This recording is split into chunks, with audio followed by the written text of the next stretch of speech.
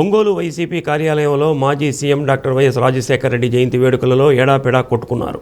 Cake cutting సమయంలో ఇద్దరు మహిళల మధ్య జరిగిన వివాదం ఘర్షణకు దారితీసి వారిలో ఒకరి భర్త రెండవ మహిళ మీద చేయి చేసుకోవడంతో గొడవ పెద్దదై మరికొందరు జోక్యం చేసుకున్నారు.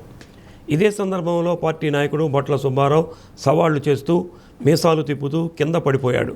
ఎవరిని ఎవరు ఎందుకు తిడుతున్నారో ఎందుకు కొడుతున్నారో అర్థం కాని పరిస్థితి నెలకొంది. చివరకు వైసీపీ కార్యాలయ పంచాయతీ 1 టౌన్ పోలీస్ స్టేషన్కు చేరింది.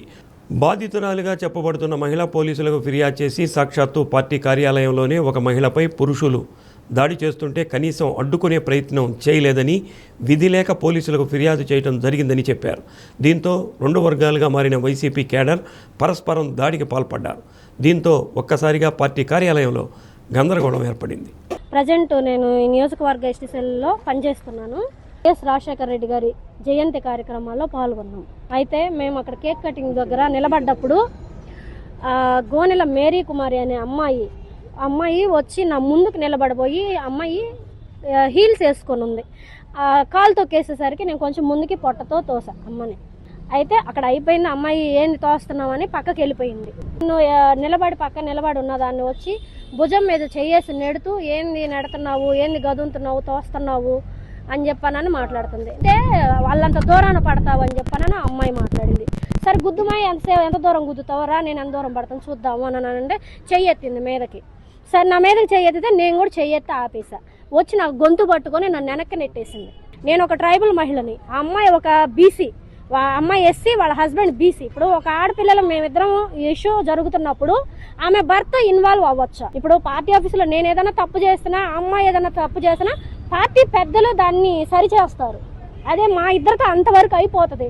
నేను కూడా మా ఆడపిల్లల విషయంలో అని చెప్పని కాంప్రమైజ్ అయ్యేదాన్ని. వచ్చేసి మీద పడిపోయి నా మీద నన్ను గొంతు పట్టుకుని నెట్టి చంప మీద పటామని పీకాడు, అంత దూరానికి నెట్టేసి. దానికి సాక్ష్యం ఈ అమ్మాయి ఉంది. అక్కడ పార్టీలో పెద్దలందరూ కూడా ఉన్నారు. ఇంత అన్యాయం జరుగుతుంటే పార్టీ అని మేము తలదించుకొని వెళ్ళిపోవాలా? ఒక మగ మనిషి పార్టీలో మహిళల మీద అసభ్యకరంగా ఇలా చేసుకోవడం ఎంతవరకు కరెక్ట్? తోటి మహిళకి ఇలా జరిగితే, తోటి ఆడపిల్లకి ఇలా జరిగితే కనీసం స్పందించలేనటువంటి దుస్థితిలో మా పార్టీ సభ్యులు ఉండటం నాకు చాలా బాధగా ఉంది. టార్గెట్ ఎందుకు చేశారంటే, గతంలో ఒక చిన్న ఇష్యూ జరిగింది. ఇదే 1 టౌన్ దగ్గర మేము ఒక ఏబిఎన్ వాళ్ళ మీద కంప్లైంట్ ఇవ్వడానికి వచ్చినప్పుడు ఒక ముస్లిమ్స్ కుర్రాడి విషయంలో వాళ్ళతో సన్నిహితంగా ఉండే వ్యక్తితో ఒక చిన్న ఇష్యూ జరిగింది ఇక్కడ. అయితే దానికాడ నేను పార్టీ పెద్దలందరినీ పిలిచి అక్కడ పార్టీ ఆఫీసులో మాట్లాడించి అతనితో క్షమాపణ చెప్పించుకున్నా. ఆ టైంలో వాళ్ళ భార్యాభర్తలు ఇద్దరు వల్గర్గా మాట్లాడారు. అప్పుడు కూడా నేనేం మాట్లాడలేదు. అది వాళ్ళు కక్ష కడుపులో పెట్టుకొని కావాలని నన్ను రెచ్చగొట్టడానికి నా ముందుగా అమ్మాయి అట్లా టార్గెట్. ఇప్పుడు ఒక మనిషితో మనకు పడనప్పుడు వాళ్ళకి దూరంగా ఉంటాం, కానీ వచ్చి మీదకి వచ్చి కాలు తొక్కితే ఒక ఆడపిల్లని మనం నార్మల్గా ఎవరైనా స్పందిస్తాం కదా. నేను చేసింది అదే. అమ్మాయిని కూడా నేనేం కడుపులో పెట్టుకోనో బయటకు ఏదన్నా ఇదనో నేనేం అనలేదు. కొన్ని అమ్మాయిని కూడా ఏం కదిలిలా. సరే అది అయిపోయినా నా పని నేను కాముగా నిలబడి చూస్తా ఉన్నా.